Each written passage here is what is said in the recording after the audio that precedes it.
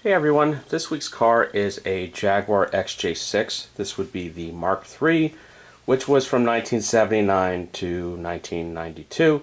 This is by LS Collectibles and is of course resin. This is, I don't know, one of my favorite cars from growing up in the 80s as an 80s child. I remember riding in the back seat of one of these on the way to a bar mitzvah of all things. I really do enjoy the colors of this one. It's a British car in something akin to a British racing green, and this is kind of a saddle interior. LS Collectibles does runs by color, so in this particular color, this is one of 250. You see it has dual gas tanks, which is kind of a neat feature that was semi-common on some cars back then. There's nothing to see on the bottom of these. I wish LS Collectibles would number them.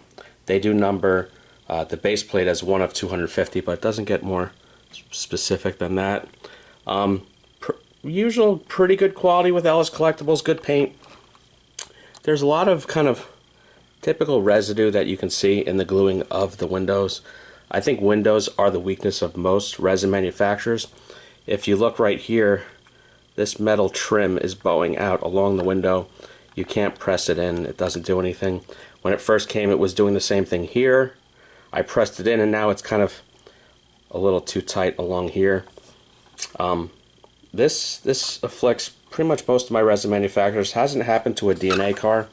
Happens to a variety of my autos and GT Spirits. I did find out that they use a particular kind of contact cement that dries perfectly clear, sold in France, and I actually did find it on eBay.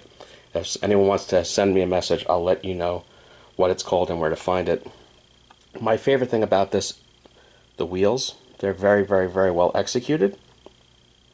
There is some competition here because similar subject matter of the XJ6 is also done by Cult Scale. They have the regular series production car, and they also have the